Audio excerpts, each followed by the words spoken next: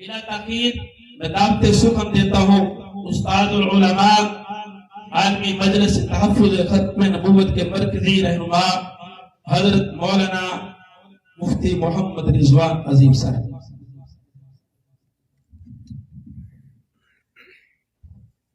अस्सलामु अलैकुम वरहमतुल्लाहि वबरकातुहू।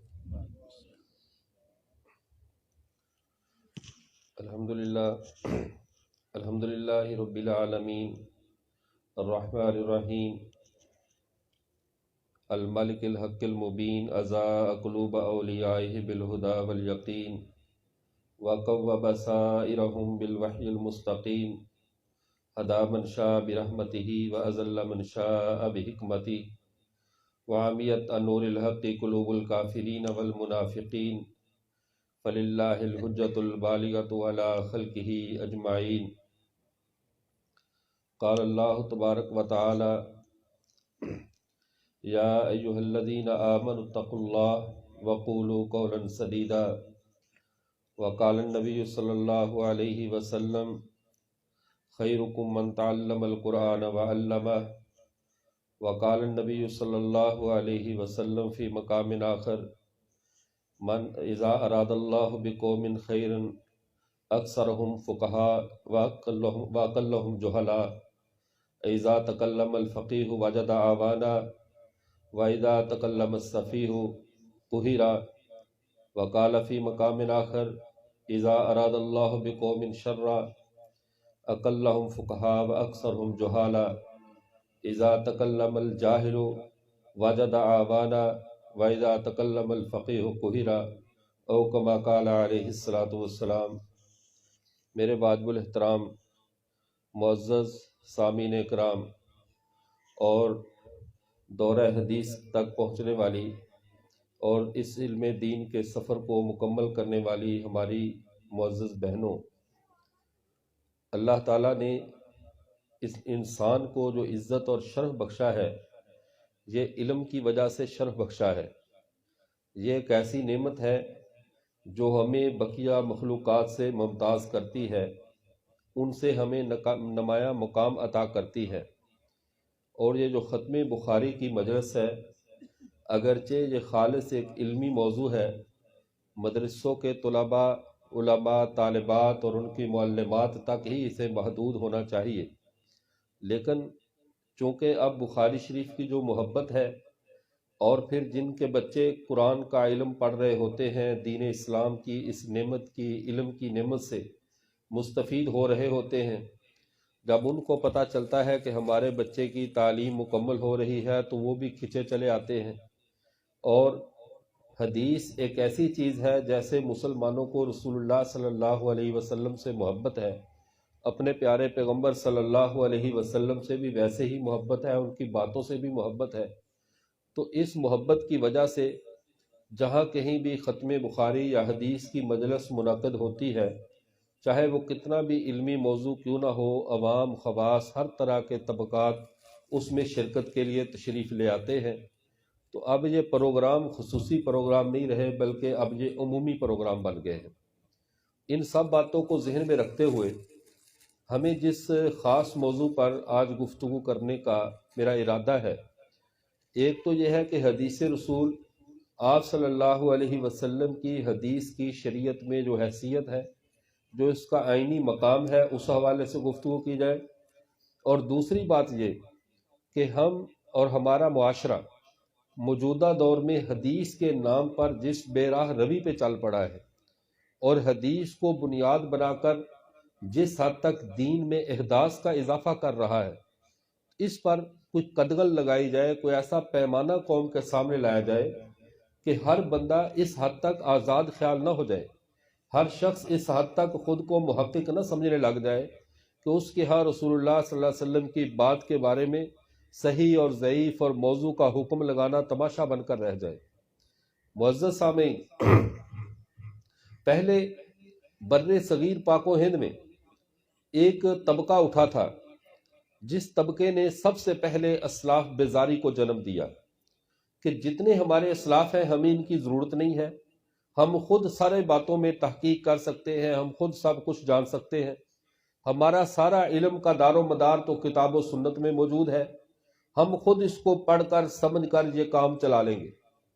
اور بہت ساری جو ایسی تحریکیں ہوتی ہیں یہ عمومی رد عمل کے طور پہ سامنے آتی ہیں، جس طرح ایکشن کا ری ایکشن، جب ایکشن کی کوئی شرعی حدود نہ ہو تو ری ایکشن بھی حدود سے باہر ہوتا ہے۔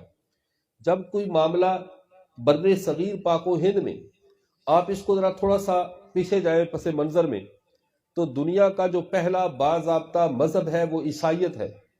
عیسائی مذہب میں شخصیت پرستی نے اتنا زیادہ عروج پکڑا، شخصیت پرستی اس حد تک ان میں بڑھ چکی تھی کہ انہوں نے حضرت عیسیٰ علیہ نبینا علیہ الصلوۃ والسلام کو خدا کا بیٹا بنا دیا تھا۔ یہ شخصیت پرستی کا نقطہ انتہا تھا، نقطہ عروج تھا کہ کسی ایک فرد بشر سے اتنی زیادہ محبت کا اظہار کیا جائے کہ اسے خدائی میں خدا کا شریک ٹھہرا دیا جائے۔ اور ان کا یہ جو عمل تھا شخصیت پرستی کا اور شخصیت کے ساتھ اس حد تک محبت کا، یہ دراصل اس کا ری ایکشن تھا، اس کا رد عمل تھا جو یہود کی شخصیت پرستی سے بیزاری پائی جاتی تھی۔ یہود شخصیت پرستی سے اتنے بیزار تھے، وہ اتنا لٹریچر کو پسند کر کے لٹریچر پر اتنا زیادہ انحصار کرنے والے تھے کہ وہ انبیاء کرام علیہ الصلوۃ والسلام کو قتل کر دیا کرتے تھے، شہید کر دیا کرتے تھے۔ ان کے ہاں نبی کی حیثیت، میسنجر کی حیثیت صرف ایک ڈاکیے کی ہوتی تھی کہ اللہ کی ڈاک ہم تک پہنچائے اور نبی فارغ ہے، پھر ہمیں نبی کی کوئی ضرورت نہیں ہے۔ تو یہ جو زد بازی میں مارز وجود میں آنے والی تحریکیں ہوتی ہیں، جو کسی کی کمپٹیشن میں، مقابلہ بازی میں جو لوگ کسی بھی عمل کو لے کر چلتے ہیں، ان کے عمل میں پائیداری نہیں ہوتی، اس کے عمل کی حدود متعین نہیں ہوتی۔ وہ جس طرف جائے شتر بے مہار، وہ مقابلہ بازی کا دین لے کر آیا ہے۔ وہ مقابلہ بازی میں حدود کو تجاوز کرے گا، اور جو لوگ حدود سے تجاوز کرتے ہیں، دین اسلام میں بھی یہی کچھ ہونا تھا۔ اور اس کی خبر جناب رسول کریم صلی اللہ علیہ وسلم نے ہمیں پہلے دے رکھی تھی۔ فرمایا تھا لَتَتَّبِعُنَّ سُنَنَ مَنْ كَانَ قَبْلَكُمْ شِبْرًا بِشِبْرٍ ذِرَاعًا بِذِرَاعٍ، تم پہلی امتوں کی قدم بقدم پیروی کرو گے، ان کے نقش قدم پر چلو گے، جس طرح وہ قدم بقدم چلے تم بھی ان کے ساتھ قدم سے قدم ملا کر چلو گے، حتیٰ کہ ان میں سے کوئی اگر گوہ کے سوراخ میں گوہ کو پکڑنے کے لیے گھسا ہے تم بھی یہ کام کرو گے۔ صحابہ نے پوچھا الیہود والنصارى یا رسول اللہ، اللہ کے رسول آپ یہودیوں اور عیسائیوں کی بات فرما رہے ہیں؟ فرمایا فمن، اور میں کس کا کہہ رہا ہوں؟ تم یہودیوں اور عیسائیوں کے نقش قدم پہ چلو گے۔ آج اس امت میں وہی امراض دوبارہ جنم لے چکے ہیں۔ ہمارے پیارے پیغمبر نے جو خوب فرمایا تھا، افسوس کہ اب وہ پورا ہو رہا ہے، اور بدقسمتی یہ کہ یہ ہمارے دور میں یہ تحریک اپنے عروج کو پہنچ چکی ہے۔ ہم یہودیوں کی طرح ہم میں یہ فکر پائی جاتی ہے کہ ہمیں ان شخصیات، ان معتبر ہستیوں کا ذاتی عمل ہمارے ہاں حجت نہیں رہتا، جو نقل کر دیا وہی ہمارے لیے کافی ہے۔ ہم صرف تحریر اور لٹریچر کو اپنا ایمان بنا کر تحریر اور لٹریچر کے ارد گرد گھومتے ہیں۔ اس شخصیت کے ذاتی اعمال، ذاتی اخلاق اور اس کا خود کیا رد عمل اور کیا عمل تھا، اس کی طرف ہم توجہ نہیں دیتے۔ اور جو شخصیات کا دامن تھام لیتے ہیں، وہ کتاب و سنت سے آنکھیں بند کر لیتے ہیں۔ وہ اندھا دھند جو ہمارے حضرت نے کہہ دیا، جو ہمارے پیر صاحب نے فرما دیا، جو ہمارے فلاں بڑے نے کہہ دیا، اندھا دھند اسی کے پیچھے چلتے جاتے ہیں۔ حالانکہ اسلام راہ اعتدال ہے، اسلام ایک درمیانی راہ کا نام ہے، جو نہ تو اندھا دھند ہمیں لٹریچر کے پیچھے دوڑنے کا حکم دیتا ہے، نہ اندھا دھند ہمیں افراد کی پیروی کا حکم دیتا ہے۔ ہمیں راہ اعتدال پہ چلنا ہے۔ اب مثال کے طور پر دیکھیے، یہ کتاب مقدس یہ بخاری شریف جو ہمارے سامنے، ہمارے پیارے پیغمبر صلی اللہ علیہ وسلم کی حدیث کی کتاب ہمارے سامنے موجود ہے۔ اب اسی کتاب کے ساتھ دو طرح سے ظلم ہوا ہے۔ ایک ظلم اس کے مخالفین نے کیا ہے، ایک ظلم اس کے حامیوں نے کیا ہے۔ ایک جو اس کی تبلیغ کا علم لے کر اٹھے انہوں نے اس پہ ستم ڈھائے ہیں، اور ایک وہ لوگ جو اس کے انکار کی راہ پر چلے انہوں نے ستم ڈھائے ہیں۔ یہ کتاب مظلوم کتاب کیسے بنی؟ وہ لوگ جو منکرین حدیث تھے، جیسے غلام احمد پرویز، جیسا کہ اسی طرح یہ طلوع اسلام کے در حقیقت غروب اسلام کا بانی غلام احمد پرویز، اس سے پہلے جو پہلے اور ان کے اسلم جیراج پوری، اس طرح عبداللہ چکڑالوی، اور موجودہ دور کے اندر جاوید احمد غامدی، اور یہ جو طبقات ہیں، انہوں نے حدیث کو پہلے اللہ کے قرآن کے مقابل کھڑا کیا، کہا یہ حدیث چونکہ قرآن کے مطابق نہیں ہے، یا کبھی کہا یہ ہماری عقل کے مطابق نہیں ہے، اور جو چیز ہماری عقل کو ٹیچ نہ کرے، ہماری عقل کو اپیل نہ کرے، وہ اللہ کے نبی کی حدیث نہیں ہو سکتی۔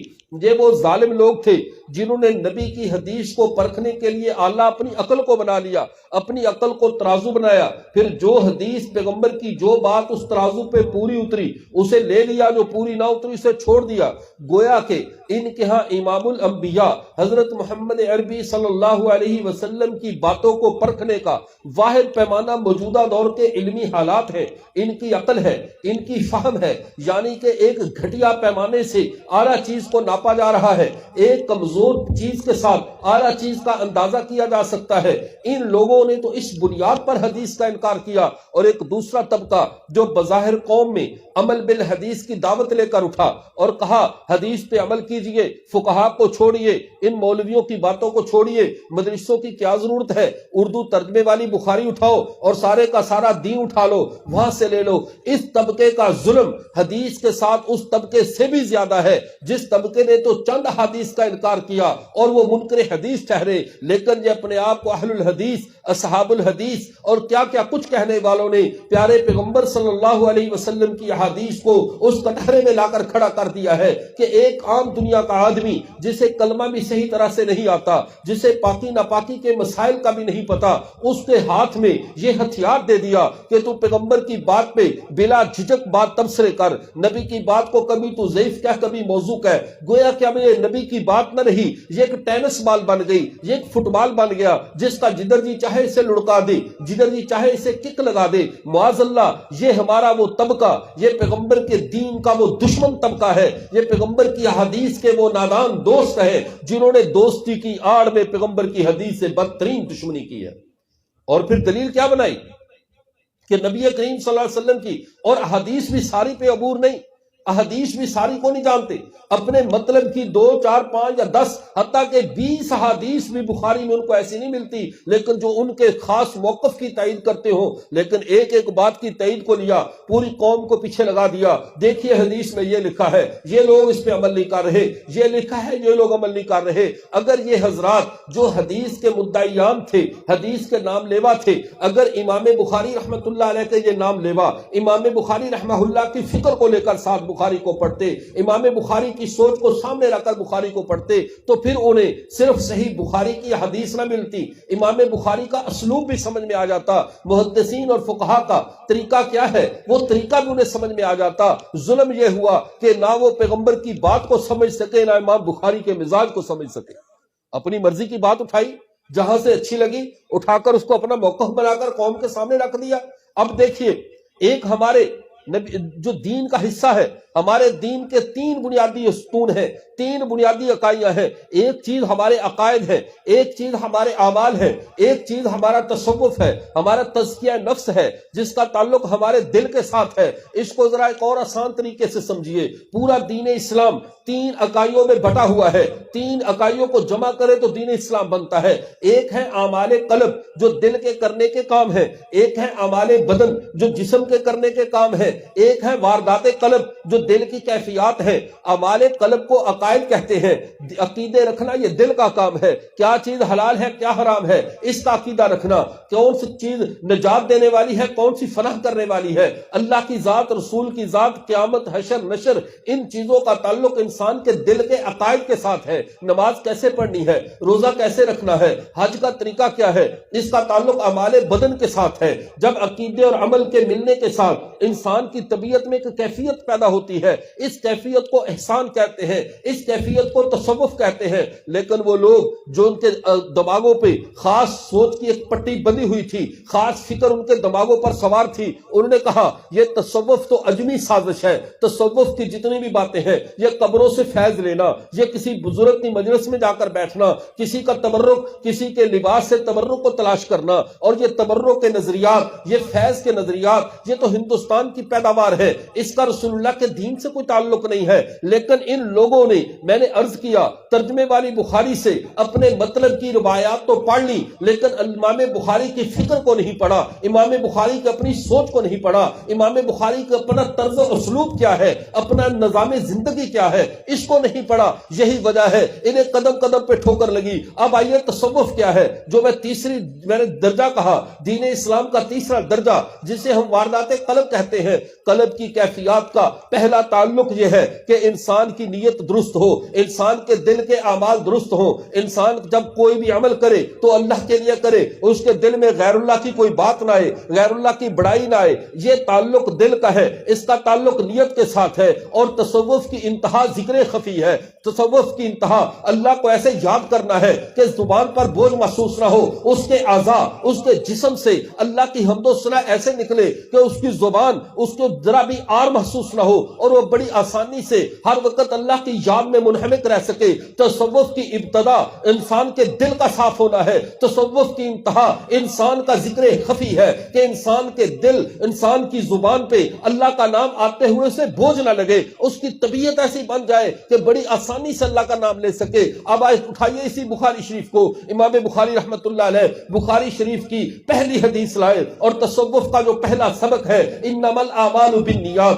وانما لامرئ ما نوى فمن كانت هجرته الى الله ورسوله فهجرته الى الله ورسوله ومن كانت هجرته الى الدنيا يصيبها او امرأة يتزوجها فهجرته الى ما هاجر اليه۔ بخاری کی پہلی حدیث دل کے تزکیے پہ مبنی ہے، بخاری کی پہلی حدیث کا تعلق تمہارے دلوں کی صفائی کے ساتھ ہے۔ یہ تصوف کا بھی پہلا سبق ہے، امام بخاری کا بھی پہلا سبق ہے۔ اس کے بعد آگے چلیے، تصوف کی انتہا، تصوف کی انتہا اس بات میں ہے کہ انسان کی زبان ہر وقت اللہ کی یاد میں مصروف ہو جائے، اس کی زبان پہ بوجھ نہ رہے۔ امام بخاری شریف کی آخری حدیث یہ لے کر آئے، کلمتانی خفیفتانی علی اللسانی، یہ ذکر خفی ہے جس کا تذکرہ امام بخاری فرما رہے ہیں۔ یہ تصوف کا نقطہ عروج ہے، نقطہ آغاز دل کی صفائی ہے جس سے بخاری شروع ہوتی ہے، اور نقطہ عروج اور کمال انسان کی زبان پہ اللہ کے نام کا جاری ہونا ہے۔ فرمایا کلمتانی خفیفتانی علی اللسانی ثقیلتانی فی المیزان حبیبتانی للرحمن سبحان اللہ و بحمدہ سبحان اللہ العظیم۔ امام بخاری رحمت اللہ علیہ نے یہ حدیث لا کر بتا دیا کہ طریقت اور تصوف اور شریعت، طریقت اور شریعت یہ دونوں ساتھ ساتھ چلتے ہیں۔ بخاری کی ابتدا بھی تصوف پہ ہے، انتہا بھی تصوف پہ ہے، اور جو شخص تصوف کا دشمن ہے پھر وہ کہے میں بخاری کا ماننے والا ہوں، یہ امام بخاری پہ جھوٹ بول رہا ہے، اس نے بخاری کے مزاج کو بھی نہیں سمجھا، اس کو امام بخاری کی ہوا بھی نہیں لگی ہوئی۔ پھر اگلی بات کو سمجھیے، ہماری قوم کا دوسرا انہوں نے قوم کو جو درس دیا، ان حدیث کے نام لیواؤں نے کہا فقہ کو حدیث پہ مقدم نہ کرو، فقہ کو حدیث پہ تقدم نہیں ہے۔ حالانکہ امام بخاری رحمت اللہ علیہ کے بارے میں یہ طبقہ خود تسلیم کرتا ہے، فقہ البخاری فی تراجمہ، امام بخاری جب کتاب کا اپنی بخاری شریف کا ترجمۃ الباب قائم کرتے ہیں، اس میں امام بخاری کی فقہ ہے، امام بخاری کی سوچ ہے، امام بخاری رحمت اللہ علیہ کی فکر ہے۔ امام بخاری ہر حدیث سے پہلے فقہ کو لا کر بتا رہے ہیں کہ یاد رکھیے فقہ کو حدیث پر مقدم کرنا یہ حدیث کی بے ادبی نہیں ہے، حدیث محل استدلال ہے، حدیث سے دلیل پکڑی جائے گی، پہلے فقہ کا مسئلہ پیش کیا جائے گا۔ امام بخاری نے پوری بخاری شریف میں پہلے تراجم ابواب اپنی فقہ کو لکھا ہے، بعد میں حدیث کو لے کر آئے تاکہ قوم کو پتہ چل جائے فقہ اور حدیث میں کوئی دوری نہیں ہے، فقہ اور حدیث میں کوئی بودھ نہیں ہے، کوئی بہت زیادہ گیپ نہیں ہے۔ اور تیسرا المیہ، ہمارے معاشرے میں ان لوگوں نے جو نام نہاد عمل بالحدیث کے مدعی ہے، ان میں تیسرا ظلم حدیث کے ساتھ کیا کیا، انہوں نے حدیث کے بارے میں پارٹیشن کر دی، یہ ضعیف ہے اور یہ موضوع اور یہ صحیح ہے، اور اس ظلم کے پیچھے کوئی ایک آدھ آدمی نہیں، بہت بڑے بڑے برجمر بھی اس کے ساتھ شامل ہیں۔ وہ کیا ہوا ان کے ساتھ، انہوں نے پیارے پیغمبر صلی اللہ علیہ وسلم کی ان احادیث کو، جن احادیث پہ امت مسلمہ اتفاق کر چکی تھی، ان کے بارے میں کینچی لے کر پکڑ کر ان کی کاٹ چھاڑ شروع کر دی، یہ صحیح ہے، یہ ضعیف ہے، یہ موضوع ہے، یہ متروک ہے۔ یہ موضوع عوام کو تو بیان کرنے کا تھا ہی نہیں، موضوع عوام میں تو لانے والا تھا ہی نہیں، یہ تو علمی مباحث تھی، پانی پڑے گا، یہ تو علمی مباحث تھی، علمی۔ اب ہوا کیا، سیاہ ستہ پہ، کتب ستہ پہ امت کا اتفاق تھا، کتب ستہ پہ امت مسلمہ عمل پیرا تھی، قوم کا ذہن بنا دیا گیا کہ تم نے ہر حال میں صحیح حدیث کو لینا ہے، ضعیف حدیث تو معاذ اللہ پتہ نہیں اس کو کس درجے میں پہنچا دیا.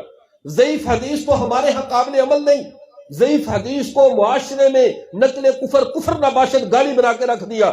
اور نتیجہ کیا نکلا؟ ادھر سے عرب سے ایک عالم اٹھتے ہیں علامہ ناصر الدین البانی صاحب، جو کہ باضابطہ عالم نہیں ہے بلکہ ایک مکتبے میں کام کرنے والے ایک بزرگ تھے جو کتاب فروشی کا کام کرتے تھے. مطالعہ کرتے کرتے انہوں نے قلم اٹھایا، کینچی اٹھائی اور پورے ذخیرہ حدیث کی 2 حصوں میں کاٹ چھانٹ شروع کر دی. سلسلۃ الحدیث الصحیحہ و سلسلۃ الحدیث الضعیفہ، یہ صحیح حدیث کا سلسلہ ہے، یہ ضعیف حدیث کا سلسلہ ہے. سنن ترمذی کو 2 حصوں میں بانٹ دیا، یہ صحیح ترمذی، یہ ضعیف ترمذی، یہ صحیح ابو داؤد، یہ ضعیف ابو داؤد، یہ صحیح سنن نسائی، یہ ضعیف سنن نسائی، یہ صحیح ابن ماجہ، یہ ضعیف ابن ماجہ. اب بتلائیے جو امام ترمذی امت کے ہاں حدیث کے امام ہونے کے اعتبار سے قابل اعتبار تھے، جو امام ابن ماجہ، امام ابو داؤد، امام نسائی رحمہ اللہ، یہ لوگ جب امت میں حدیث کے امام ہونے کے اعتبار سے قابل وقت تھے، قابل قدر تھے، جب ایک بعد والا اٹھ کر اپنی بد ذوقی کی وجہ سے احادیث میں ان کی کتاب میں کیڑے نکال دے اور کہے یہ حدیث ضعیف ہے، یہ صحیح ہے، تو گویا کہ اس نے اتنے بڑے امام کی عظمت لوگوں کے دلوں میں مجروح کر دی. جس امام کی عظمت ہی محفوظ نہ رہے اس کی بیان کی صحیح حدیث کہاں محفوظ رہیں. یہ قوم کے ساتھ، یہ نبی کریم صلی اللہ علیہ وسلم کی حدیث کی عمل بالحدیث کی آڑ میں پیغمبر کی حدیث کے ساتھ یہ ظلم کیا گیا.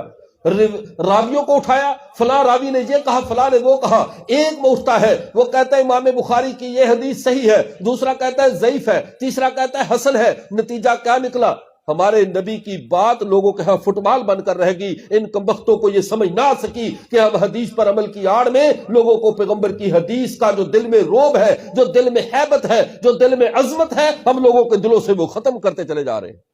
یہ نبی کریم صلی اللہ علیہ وسلم کی مولانا سرفراز خان صاحب صفدر رحمۃ اللہ علیہ نے لکھا، اور یہ ان کی اپنی بات نہیں بلکہ المدونۃ الجامعہ میں حضرت شیخ الاسلام مفتی محمد تقی عثمانی صاحب حفظہ اللہ اس حدیث کو حضرت ابن عباس رضی اللہ تعالیٰ سے لے کر آئے.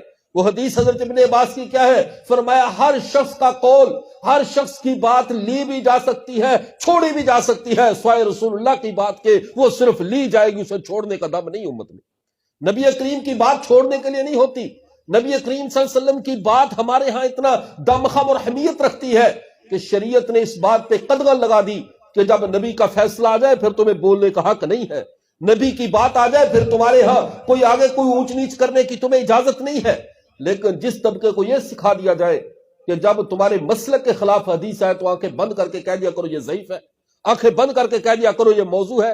آج سے چند سال قبل، غالباً شاید 10 سال قبل، کراچی میں ایک علمی مجلس تھی، مذاکرہ چل رہا تھا، تو ایک نوجوان سے کافی مسائل پر گفتگو ہوتے ہوتے جب یہاں تک بات کی، کہنے لگا یہ کانوں کی لو کو جو نماز میں تم ہاتھ اٹھاتے ہو، کانوں کی لو تک لگاتے ہو، تو اس کی کہاں پر حدیث ہے؟ میں نے کہا یہ تو ابو داؤد شریف میں حدیث ہے. میں نے ابھی حدیث اتنا کہا الا فروع اذنی کی حدیث ابو داؤد میں ہے، پورے زور سے کہنے لگا یہ حدیث ضعیف ہے، قابل اعتبار نہیں ہے. میں نے کہا اس کی وجہ ضعف کیا ہے، ذرا بتاؤ کس وجہ سے ضعیف ہے؟ تو کہہ رہا مجھے نہیں پتا. میں نے کہا حدیث پڑھ کر سنا دو. مجھے نہیں پتا. اس کا کس راوی پہ جرح ہے؟ مجھے نہیں پتا. میں نے کہا پھر کس بنیاد پر تیرے اندر اتنی جرت آ گئی کہ تو میرے پیغمبر کی بات کو آنکھیں بند کر کے تو نے ضعیف کہہ دیا؟ کہہ رہے اس لیے کہ یہ ہمارے موقف کے خلاف ہے، اور ہمیں بتایا کہ جو بات بھی ہمارے موقف کے خلاف آئے وہ کبھی صحیح حدیث نہیں ہو سکتی، وہ ضعیف ہی ہوگی. یہ کون سا پیمانہ ہے حدیث کو پرکھنے کا؟ کیا ہمارے نبی کی باتیں اتنی عام باتیں ہو گئی کہ جس کے جو جی میں چاہے، جس پیمانے پہ چاہے ہمارے نبی کی بات کو تول لے؟ اور پھر انکار بالحدیث کی جو ہمارے بر صغیر پاک و ہند میں تحریکات چلی. ایک عالم ہے جن کا نام ہے محمد علی جونا گڑی، انہوں نے اپنی کتاب طریق محمدی میں ایک عجیب بات لکھی. کہتے ہیں اللہ نے 2 ہاتھ دیے، ایک ہاتھ قرآن کے لیے، ایک حدیث کے لیے. 2 آنکھیں دی، ایک قرآن کے لیے، ایک حدیث کے لیے. اب نہ تیسرا ہاتھ، نہ تیسری چیز، نہ تیسری آنکھ، نہ تیسری چیز. درود پڑھ.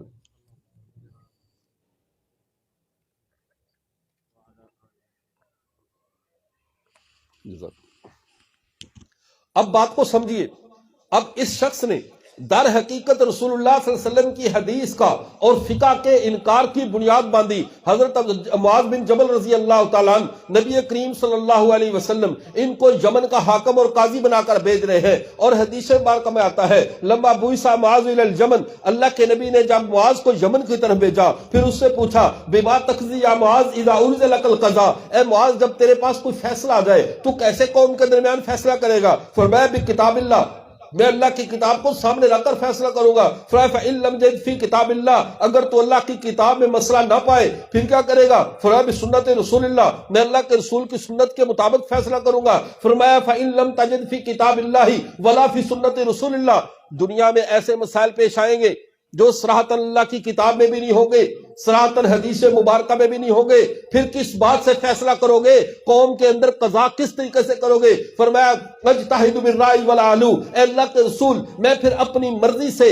اپنی رائے سے اجتہاد کر کے فیصلہ کروں گا، میں اس میں کوتاہی نہیں کروں گا۔ فضرب رسول اللہ صلی اللہ علیہ وسلم صدرہ، اللہ کے رسول نے اس کے سینے پہ تھپکی دے کے حضرت معاذ سے کہا الحمدللہ الذی وفق رسول اللہ بما یرضی بہ رسولہ، اے اللہ تیرا شکر ہے تو نے میرے قاصد کی رائے کو اس بات کے مطابق کر دیا جو تیرے قاصد کی رائے ہے، یعنی میرے پیغمبر بتا رہے ہیں ہر مسئلہ قرآن حدیث میں واضح نہیں ہوگا، کسی نہ کسی موقع پہ اجتہاد کرنا پڑے گا، کسی نہ کسی موقع پہ عالم سے رہنمائی لینی پڑے گی۔ اور جو لوگ علماء کی رہنمائی سے آزاد ہو گئے اور شتر بے مہار کی طرح حدیث کے اندر انہوں نے اپنا منہ مارنا شروع کر دیا، نتیجہ یہ نکلا کچھ عرصے کے بعد وہ حدیث رسول کو بھی سلام کر کے نکل گئے کہ یہ ہماری اب ضرورت کو پورا نہیں کر رہی۔ اس کی آگے چلیے، اب امام بخاری رحمۃ اللہ علیہ کے موقف کو دیکھیے۔ کیا امام بخاری ہر جگہ پر حدیث سے استشہاد لاتے ہیں؟ کیا امام بخاری ہر جگہ پر حدیث سے دلیل لاتے ہیں؟ امام بخاری رحمۃ اللہ علیہ کا اپنا موقف کیا ہے؟ امام بخاری رحمۃ اللہ علیہ سے پوچھا گیا کہ یہ ہاتھی کے دانت کا کنگا بنانا، جو ہمارے ہاں کنگے جو بنتے ہیں سر پہ کرنے کے لیے کنگھی وغیرہ، کیا ہاتھی کے دانت کا کنگا اور پرندے کے پر کا قلم بنانا کیا اس کی کوئی حدیث ہے؟ امام بخاری رحمۃ اللہ علیہ کو ذخیرہ حدیث میں کوئی ایسی حدیث نہیں ملی جو ان کی شرائط کے مطابق صحیح ہو، جو ان کی شرائط کے مطابق پوری اترتی ہو۔ امام بخاری نے بخاری شریف کے اندر لکھ دیا، چونکہ امام زہری رحمۃ اللہ علیہ جو امام ابو حنیفہ کے بھی استاد ہیں اور حضرت دیگر اور جلیل القدر محدثین کے استاد ہیں، کہا کہ امام زہری رحمۃ اللہ علیہ نے کہا ہے کہ ہاتھی کے دانت کا کنگا بنانا بھی جائز ہے، مردوں کی ہڈیوں سے جو مردہ نجس العین نہ ہو، جو مردہ عزت کی وجہ سے جیسے انسان ہے اس کے جسم کی حرمت کی وجہ سے حرام ہے، خنزیر اپنی نجاست کی وجہ سے حرام ہے، فرمایا جس میں یہ نہ ہو عام جانوروں کی عام چیزوں کی ہڈیاں، کہا ان سے کنگے بنانا، ان سے اپنی ضرورت کے زیورات یا کوئی بھی چیز بنانا یہ جائز ہے۔ امام بخاری سے پوچھو حدیث کیا ہے؟ امام بخاری کہتے ہیں حدیث نہیں، امام زہری میرے استاد نے یوں کہا ہے۔ یعنی امام بخاری کے ہاں بھی ہر بات پہ حدیث کا ہونا ضروری، بلکہ جہاں پہ فقہا کا فیصلہ آ جائے، مجتہدین کا فیصلہ آ جائے، اس کو شریعت میں ایک مستقل امام بخاری نے اتھارٹی دی ہے۔ پھر آگے چلیے، یہی امام بخاری رحمۃ اللہ علیہ ہے جو لوگ اس بنیاد پہ حدیث کا انکار کرتے ہیں کہ یہ ضعیف کا الزام لگا کر حدیث سے بھاگ گئے۔ حضرت ایک راوی ہے حضرت اسید بن زید، ایک راوی اسید بن زید جس کے اوپر تمام محدثین نے جرح کی ہے۔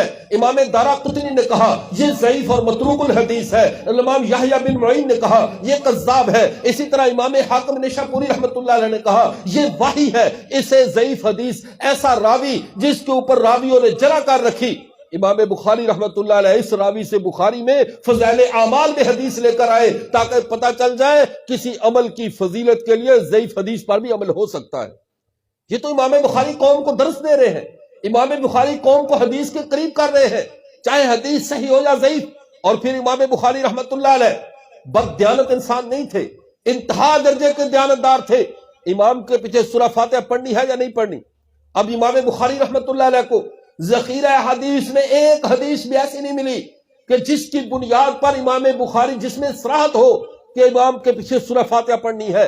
چونکہ دعویٰ جب خاص ہو تو دلیل بھی خاص ہوتی ہے، خاص دعوے پہ عام دلیل نہیں چلا کرتی کہ وَإِذَا قُرِئَ مَن لَّمْ يَقْرَأْ بِفَاتِحَةِ الْكِتَابِ لَا صَلَاةَ لِمَن لَّمْ يَقْرَأْ بِفَاتِحَةِ الْكِتَابِ، یہ عمومی دلیل ہے، یہ عمومی دلیل دعوی خاص پہ نہیں چل سکتی۔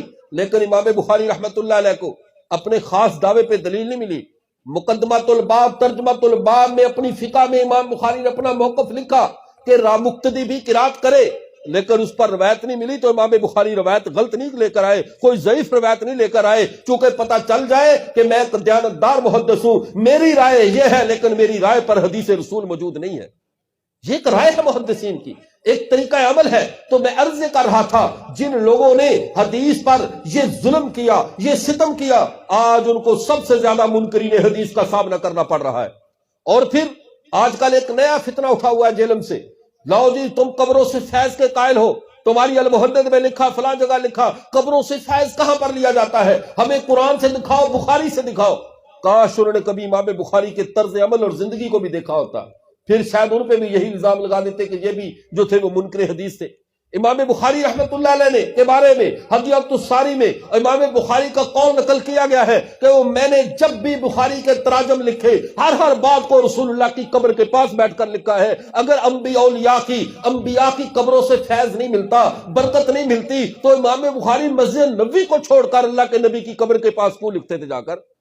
امام بخاری کا اللہ کے نبی کی قبر کے پاس بیٹھ کر حدیث کے تراجمے لکھنا، تراجمے ابواب لکھنا، یہ اس بات کی دلیل ہے کہ امام بخاری کے ہاں بھی اولیاء اللہ کی ان کی قبروں پہ جو اللہ کی رحمت نازل ہوتی ہے، جو ان کے قریب بیٹھا ہو وہ بھی اس سے محروم نہیں رہتا، وہ بھی اس سے فیض اٹھاتا ہے، وہ بھی اس سے نفع اٹھاتا ہے۔ یہ کیسے ہو سکتا ہے اللہ کے نبی صلی اللہ علیہ وسلم کی قبر اطہر پہ روزانہ کروڑوں لوگ درود و سلام پڑھیں اور فرشتے رحمت لے کر آئیں اور اس کے پاس بیٹھ کر دعا مانگنے والا محروم رہے؟ ایسا نہیں ہو سکتا۔ ہمارے تو عام بارش کا پرنالہ بھی بہ رہا ہو، لوگ اس کے قریب تھوڑا سا ہٹ کر گزرتے ہیں کہ اس کے چھینٹے جہاں تک آ جائیں گے، جب عام پرنالے سے اس کی جو ہے وہ برکت، اس کا جو پانی ہے وہ ارد گرد کو گھیر لیتا ہے، تو وہ تو رحمت کے پرنالے وہاں برس رہے ہیں، وہاں پاس بیٹھنے والا محروم کیسے رہ گیا؟ یہ امام بخاری رحمت اللہ علیہ کے موقف کو نہ سمجھنے کی وجوہات ہیں کہ انہوں نے امام بخاری رحمہ اللہ کے موقف کو نہیں جانا۔ اگلی بات جو میں عرض کرنا چاہتا ہوں، یہ جدیدیت کے جتنے بھی فتنے اس وقت سر اٹھا رہے ہیں، جدیدیت کے جتنے بھی فتنے حدیث کے نام پر اپنا دنیا میں اودھم مچا رہے ہیں، یہ وہ لوگ ہیں جو علم حدیث سے انتہا درجے کے ناآشنا لوگ ہیں۔ انہوں نے پیارے پیغمبر کی احادیث کو نہیں سمجھا، نہ سمجھنے کی کوشش کی۔ ان مدرسوں میں ہماری ان بچیوں نے، ہمارے ان بھائیوں نے، مدرسے کے طلباء اور اساتذہ نے دن رات مغز ماری کی، اور مغز ماری کر کے اللہ کے نبی کی حدیث تک پہنچے، مغز ماری کر کے اس حدیث کو سمجھا۔ جامع الصغیر میں علامہ سیوطی رحمت اللہ علیہ حدیث لائے، اور ہم بدقسمتی سے اسی دور میں ہیں۔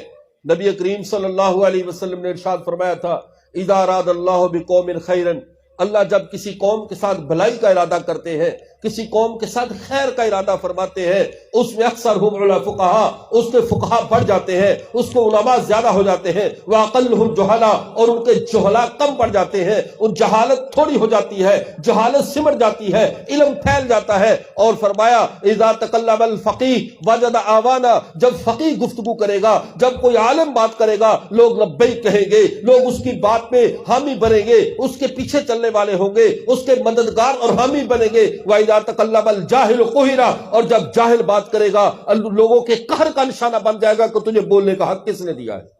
اور یہ تربیت ایسے نہیں، جاہل کی زبان بندی، جاہل کی زبان بندی، دین کے دشمنوں کی زبان بندی اور ان کے ہاتھ کو روکنا، یہ مزاج نبوت ہے، یہ مزاج شریعت ہے۔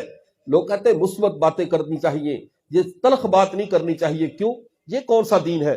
ہمیں ایسا دین اللہ کے نبی نہیں دے کر گئے جس میں امر بالمعروف تو ہو، نہی عن المنکر نہ ہو، جس میں شر کا دروازہ نہ روکا جائے، جس میں برے لوگوں کی ہاتھ کو نہ پکڑا جائے۔ سنن ترمذی میں حدیث مبارکہ موجود ہے، نبی کریم صلی اللہ علیہ وسلم نے کہا تھا، لا والذی نفسی بیدی، میں تمہیں قسم کھا کر کہتا ہوں اس شخص کی، اس ذات کی جس کے قبضے میں میری جان ہے، وہ لوگ جو تمہارے جرائم پیشہ ہیں ان کا ہاتھ پکڑ لو، ان کے ہاتھ کو روک دو، وہ جرم کرنے لگے ان کا ہاتھ پکڑ لو تاکہ وہ جرم نہ کرے، ورنہ قیامت کے دن تمہارا حشر بھی انہیں مجرموں کے ساتھ ہوگا جن کے ہاتھ کو تم نے نہیں جرم کرنے سے روکا تھا۔ تو اب جو لوگ حدیث سے جرم کر رہے ہیں، جو میرے پیغمبر کے دین سے کھلواڑ کر رہے ہیں، ان کے ہاتھوں کو روکنا یہ علماء کی ذمہ داری ہے۔ ایک حضرت عمر رضی اللہ تعالیٰ کے دور میں ایک زبی نام کا فوج کا جنرل تھا، اور فوج کے جنرلوں کا دماغ جدھر چل جائے کون روک سکتا ہے؟ اب یہ تو فارغ ہو جائے، ریٹائر ہو جائے تو قرآن پاک کی تفسیر لکھنی شروع کر دیتے ہیں، اور کہیں کام چلتا نہیں، قرآن پاک جیسی مظلوم کتاب کو تھام لیتے ہیں۔ اب ہوا کیا، وہ لوگوں سے کہا کرتا تھا سورہ زاریات کی تفسیر پڑھو، سورہ زاریات کی تفسیر دیکھو۔ البدایہ والنہایہ میں علامہ ابن کثیر رحمہ اللہ علیہ اس واقعے کو نقل کیا. وہ کہتے لوگوں جب حضرت سعد بن وقاص کو پتا چلا کہ میری فوج کا جو چیف صاحب ہے جنرل صاحب ہے لوگوں کو کہتا ہے سورہ زاریات کی تفسیر پڑھو، حالانکہ قرآن صحابہ موجود تھے، صحابہ کا زمانہ ہے، لیکن قرآن کا عام موضوع ہر آدمی کے سمجھ میں آنے والا نہیں ہے. جب ہر آدمی اپنی مرضی سے سمجھے گا تو گمراہی کا شکار ہو سکتا ہے. حضرت عمر رضی اللہ تعالیٰ کو خط ملا اور کہا جی میں بھیج رہا ہوں ساتھ اس کا ذرا حساب کتاب کرو. حضرت عمر نے ایسے سامنے بٹھا لیا، جمعے کے دن پہنچا سامنے بٹھا لیا اور کھجور کی تازہ ڈنڈا منگوا لیا حضرت عمر رضی اللہ تعالیٰ نے. یہ تھا اصل علاج، تازہ ڈنڈا منگوایا، کوئی یعنی جس میں لچک ہو تھوڑی سی، اور اس کی پگڑی اتار کر بادب طریقے سے سائڈ پہ رکھ دی اور حضرت عمر اس کے سر پہ ڈنڈے مارنے لگے. وہ بار بار کہتا حضرت میرا جرم وجہ میری بات تو سن لو. حضرت عمر نے کوئی بات نہیں سنی اور وہ کھڑا بھی نہیں ہو سکتا تھا. یہ امیر المومنین کے ہاتھ میں ڈنڈا اور آگے سے کوئی بھاگ کر دکھائے. جنرل ہے تو اس دور کی سیاست جنرلوں کے تابع تھی. اب اس دور کے جنرل جو تھے وہ سیاست کے تابع تھے، امیر المومنین کے تابع تھے. حضرت عمر اس وقت تک اس کے سر پہ مارتے رہے، اس کا سر لہولہان ہوا. کہنے لگا امیر المومنین اگر تو آپ کا ارادہ میرے قتل ہی کا ہے تو میری تلوار لیجئے، میرا سر قلم کر دیجئے. اگر آپ کے ذہن میں یہ ہے کہ میرے دماغ سے یہ خناس نکل جائے کہ میں ہر آدمی کو تحقیق کا درس دے رہا ہوں، ہر ایک کے ہاتھ میں جیسے ہمارے دور میں ہر ایک کو کہتے ہیں پڑھو بخاری، ترجمے والی بخاری لے لو، وہ کتاب خود پڑھو، چھوڑو سب کو. اگر آپ کا ذہن میں یہ ہے کہ میرے دماغ سے یہ خناس نکل جائے تو میں اللہ کو حاضر ناظر جان کر کہتا ہوں میرے دماغ سے خناس نکل گیا. آج سے میں عوام کو یہ نہیں کہوں گا کہ سورہ زاریات پڑھا کرو، حالانکہ قرآن پڑھنے کی بات تھی. یہ تھا علاج عمر، یہ فاروقی علاج ہے فتنوں کے جواب باب میں. ہمارے ہاں ہر ایک پکوڑے بیچنے والا، سموسے بیچنے والا شام کو بخاری بغل میں دبا کر مدرسے کے دروازے پہ کھڑا ہوتا ہے، جی بخاری پڑھ کر سنا دو ہمیں، بخاری میں یہ لکھا ہے. تمہیں یہ بخار کہاں سے آ گیا؟ تمہیں یہ سردردی کہاں سے جنم لے لی؟ اگر حضرت عمر رضی اللہ تعالیٰ کا اور اسلام کا چیک اینڈ بیلنس کا دور چلے تو پھر کسی جاہل کو یہ حق نہیں ہے کہ حدیث ہم علم کے اندر، یہ لوگ کہتے ہیں مولویوں نے علم پہ اجارہ داری کرنی ہے، کسی اور کو بات نہیں کرنے دیتے. کس نے ہمارے مدرسوں کے دروازے بند کیے ہیں؟ یہ تو دروازے لگے بھی نہیں ہیں، بند کس نے کرنے بھی؟ سیدھی بات ہے، ہمارے مدرسوں کے تو دروازے بھی نہیں. تم آئیے تشریف لاؤ، علم حاصل کرو، پڑھو، پڑھ کر پھر بات کرو.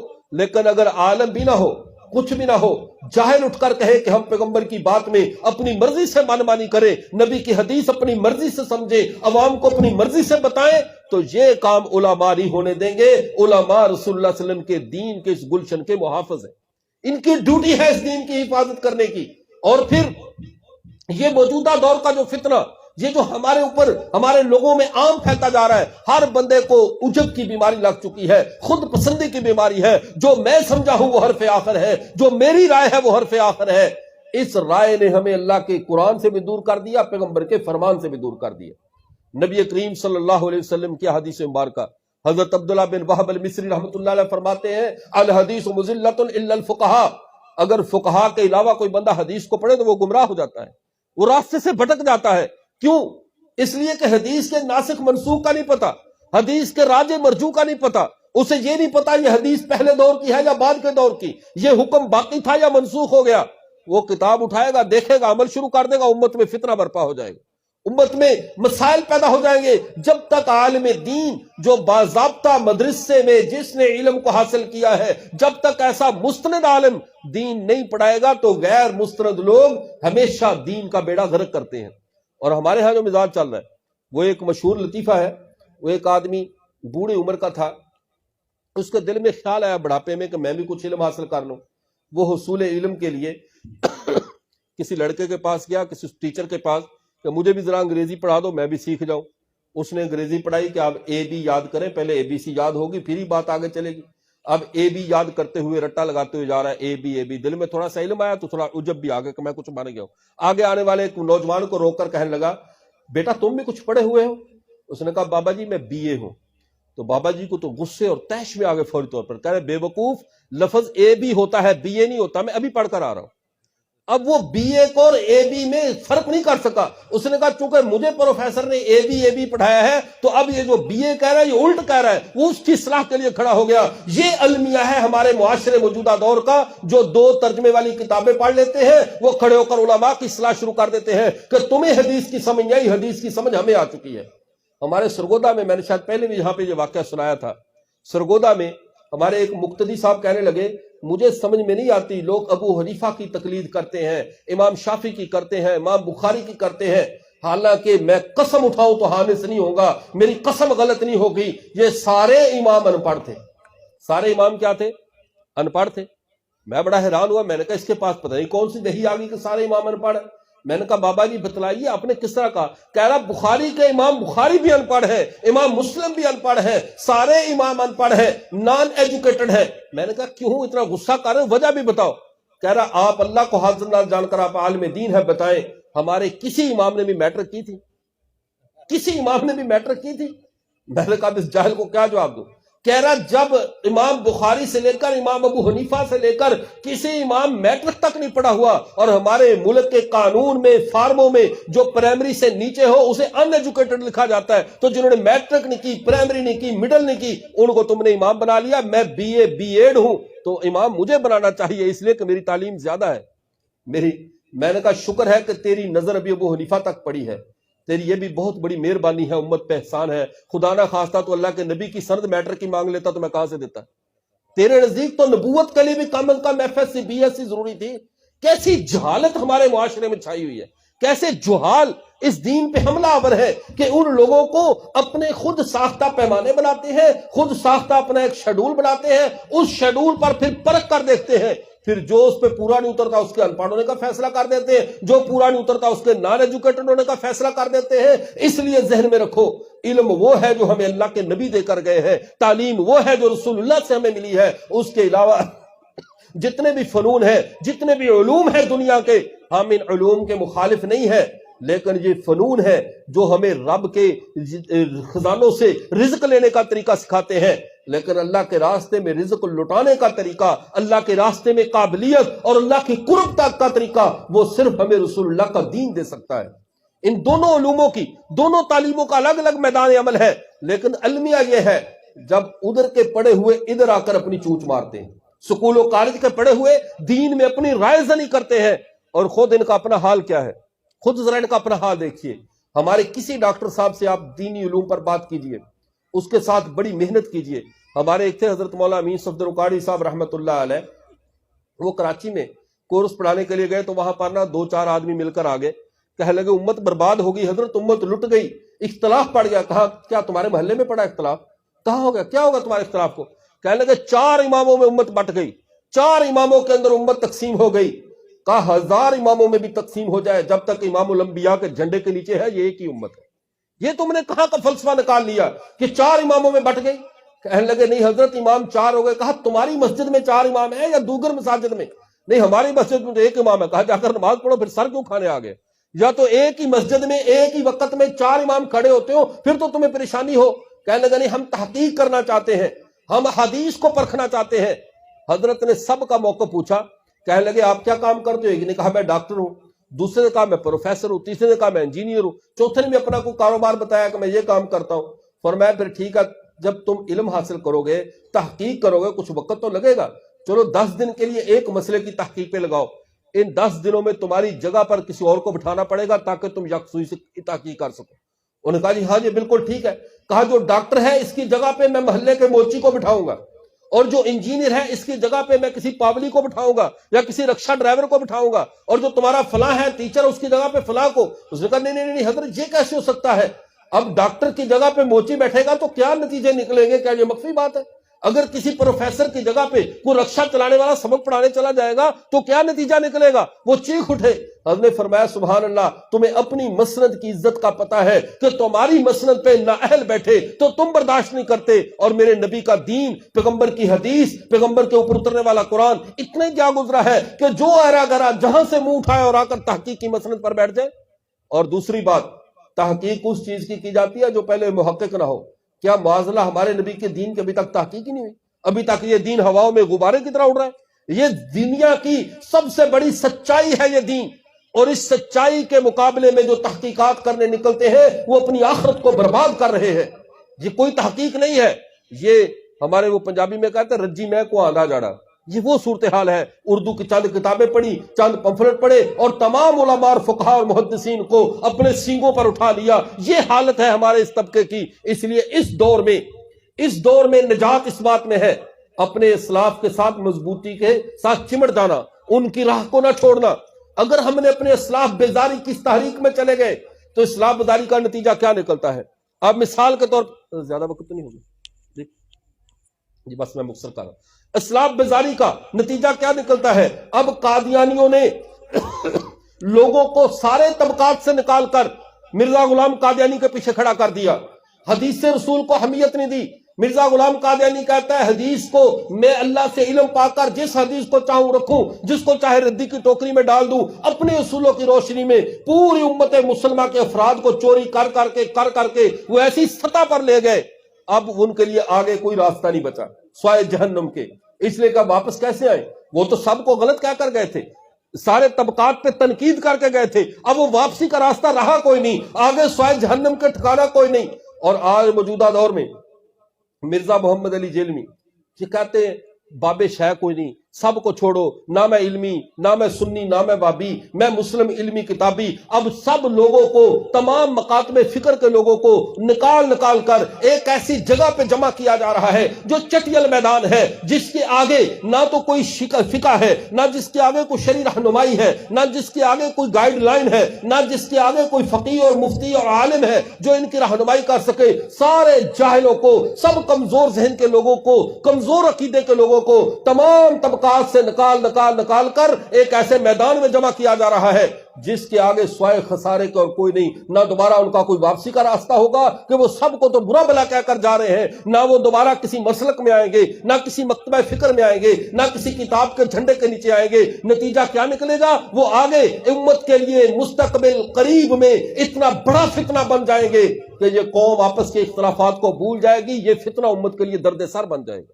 اس لیے ہمیں ضروری ہے، ہمیں جہاں پر بات سمجھ میں نہ آئے تو وہاں اپنی عقل کے گھوڑے روک لیا کریں۔ آگے بڑھنا کوئی ضروری نہیں ہے، ہر جگہ پہ فاتح بننا ضروری نہیں ہوتا، ہر سوال کا جواب دینا آپ کی ضرورت نہیں ہے۔ اگر بات سمجھ میں نہ آئے تو علماء سے پوچھیں، کتاب و سنت کے اس پروگرام کے ساتھ آپ اپنے آپ کو جوڑ کر رکھیں، اور ان مدارس سے یہ خیر کے مراکز ہیں جن کی نسبت رسول اللہ سے ملتی ہے۔ اللہ تعالی ہم سب کو تا حیات کتاب و سنت کی مقدس دعوت کے ساتھ جڑا رہنے کی توفیق عطا فرمائے۔ وآخر دعوانا الحمدللہ رب العالمین۔